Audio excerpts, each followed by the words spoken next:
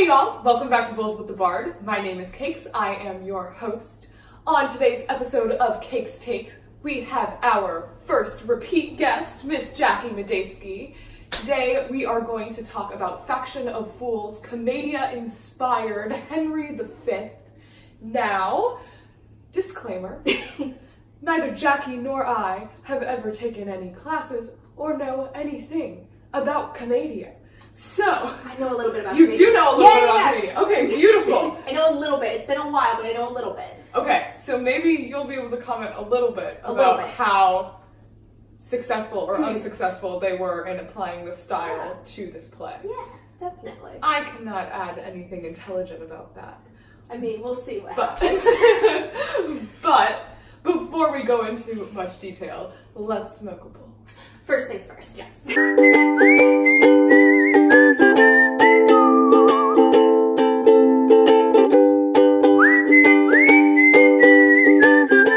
So, let's start. All right. Henry V at Faction of Fools. So, I have had the benefit of being in this play and having the advantage of sitting in a rehearsal room, hearing the words over and over and over for a month. So I'm pretty familiar with the text and the storyline, but Jackie came into this very fresh with this play. And so the first thing that I wanted to talk about and was interested to hear your perspective on was, what did you think in terms of clarity? Like, did you walk out of this theater being like, I understood this story, I understood who was who at what point, or were you confused? Yeah, it's a little bit of both for me, because I think with Shakespeare, while I do like that they did a Comedia take with this, for me, because Comedia is so physical, and Shakespeare, you kind of have to pay attention to the words, there was a lot going on for me. Okay. So I think, and while the Comedia stuff was really funny and sometimes it did help, I felt sometimes when there weren't those big Comedia slapstick moments, I don't feel sometimes I think the actors maybe could have been a little bit clearer with the verse, but I don't know, like I have a general idea of what happened, but also I think for any Shakespeare, it kind of helps if you go in knowing the plot a little bit. I think that just helps with any of them. Now, does this mean I didn't enjoy the show? Absolutely not. I really liked it. But do I think I totally understand what happens in Henry V?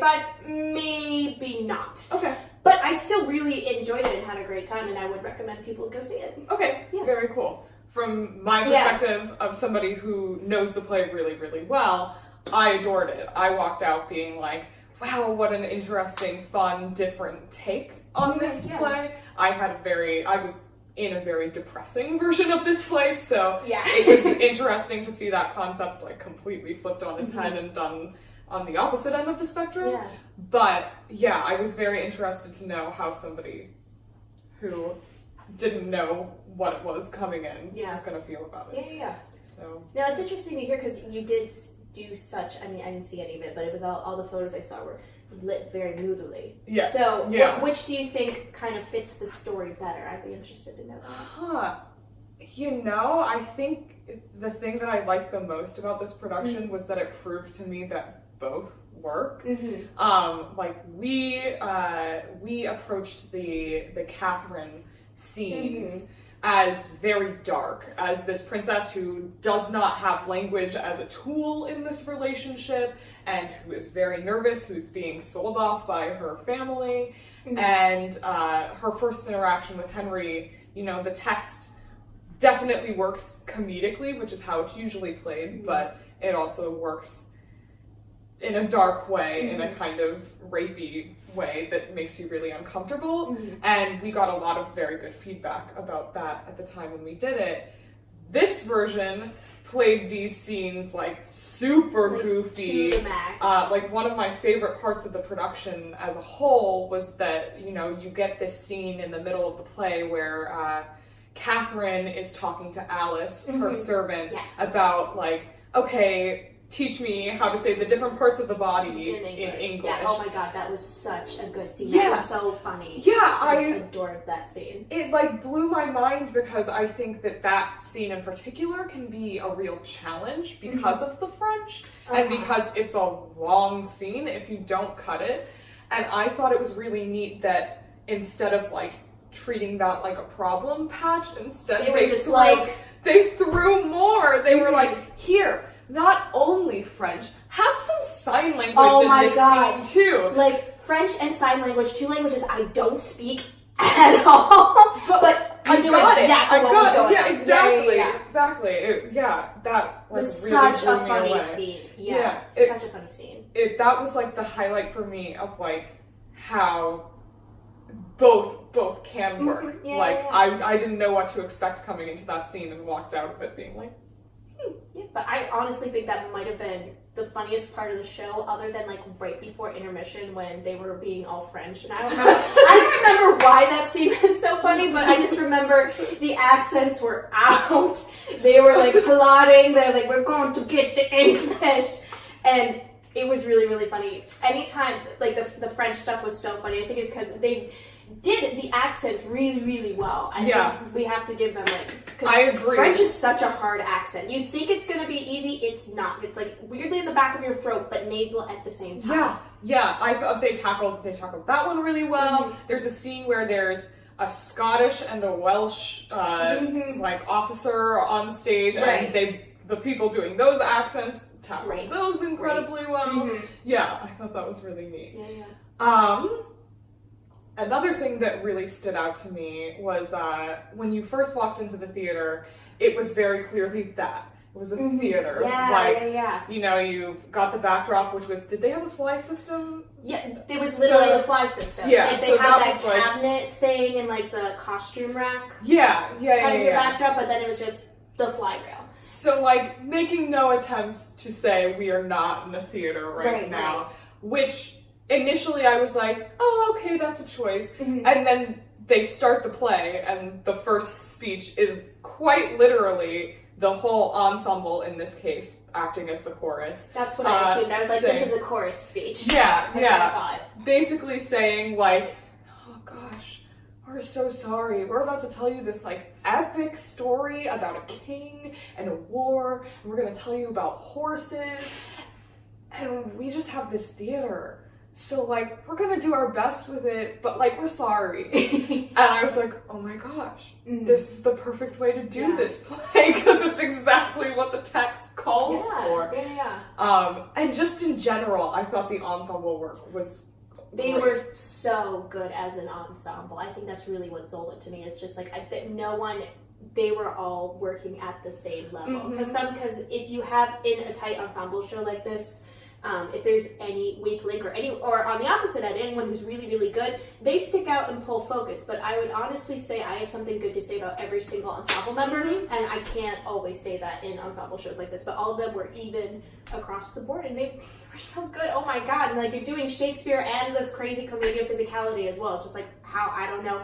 They must all go home and pass out afterwards. They must be exhausted. I mean, exactly. There are 6 of them in the ensemble. They're playing more than 40 characters in the show. And for the most part, I mean, there are probably a handful that this didn't apply to, but for the most part, every character was distinct. Yes. Yeah, it was really neat to see. And it was also, I thought it was really cool that, like, in a play like this, where it's called Henry V, like, it's so easy to make the play about that actor or that character. And in this case, like, I think it's exactly what you said. Like, he was a great actor, but not so great that he was pulling focus, but also not, like, you didn't walk out being like, wow, Henry got outshined by the rest of that ensemble. Right, no, it was truly just an ensemble piece. Which was really awesome. They were great. The last thing that kind of applies to what we were just talking about in terms of like ensemble work and being able to tell the difference between every different person, I thought they used costuming very effectively. Yes. Like, simple costuming, but clear. It's very like distinct. Clearly not the highest budget show out there, but they did like literally the best that they could, and that's not an insult. It's like, it's shown with these costumes. No, I mean, it showed you that you don't need a giant budget to do Shakespeare, which is what's so amazing about him. It doesn't have to be this, like, you can do a stripped down, well, bare bones is the wrong term for this production, but a scaled down Shakespeare, Yeah. if you will, if you just have a clear idea that is executed fully. Yeah. Like, I think you see that a lot in different productions, and art in general. It's like, oh, this was a really cool idea, but you didn't execute it fully. Mm-hmm. The execution here was really, really great. Like, all the French people were in blue, the British were in red. The upper class versus the lower class. And that comes from the Commedia as well, because the lower class clowns, they were the ones more in the masks, if I'm remembering correctly. And and the higher class people, the more that would be more equivalent to like the lovers of Commedia, that you got to see more of their face. And so that draws from the Commedia as well, which it's also very helpful because there's really no excuse to do that if you're doing a normal Henry V.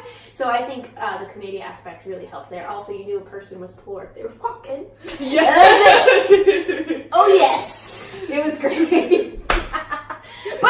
But they all committed to that, and they were no one was half-assing that, and that again goes back to the ensemble thing. Coming back to the costumes, I thought and they didn't look cheap either. No, they didn't. They did a very excellent job of like having base costumes for each of their actors, but somehow like really covering those base costumes with like one or two pieces per character, like and nothing tunic. more. It was really simple. Yeah, very effective costuming. As a whole, I think Jackie and I agree that this was a great production. Yes. Yeah. So go see it. Go see it. You will laugh your ass off. One more weekend to see this production. It closes November 11th. It is running at Galluadet University. It is directed by Paul Reisman or Reisman. I'm so sorry if I'm saying your name wrong. Doing great. But it's a great production. Walk, don't run.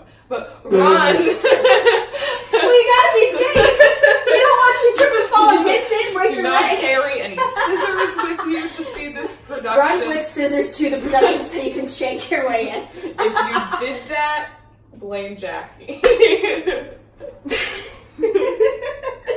Bowls of the Bar does not sponsor running with scissors. Well, I think that's all we have to say about that. If you enjoyed today's episode and you would like to see more content like it, please like us on Facebook at Bowls with the Bard, subscribe to us on YouTube and WeedTube at Bowls with the Bard, and follow us on Instagram at Stoned Shakespeare. We will see you guys next time. Bye. Lay me where sad true lover never find my grave to weep there.